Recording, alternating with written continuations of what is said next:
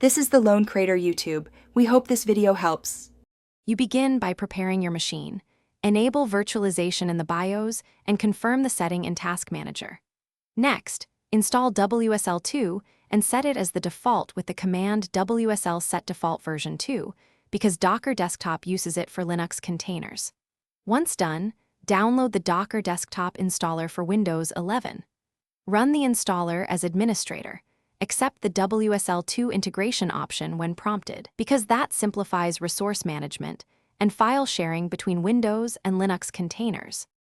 After installation, start Docker Desktop and let it initialize. This can take a minute.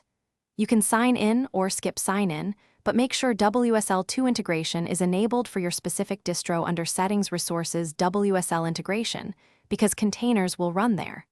Then, adjust CPU, memory, and disk limits if you have heavy workloads.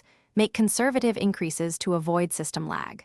Finally, open a WSL shell or PowerShell and run Docker version, and Docker run Hello World to verify the daemon is working.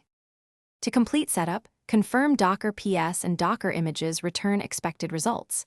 Then test a real container with mapped ports, for example Docker run DP 8080, 80 Nginx, and access it via http://localhost 8080.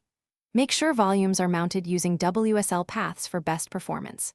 If something goes wrong, restart WSL with WSL shutdown, then relaunch Docker Desktop. If the problem persists, use Docker Desktop's troubleshoot menu to reset to factory defaults. This usually resolves configuration conflicts without complex debugging. Thanks for watching.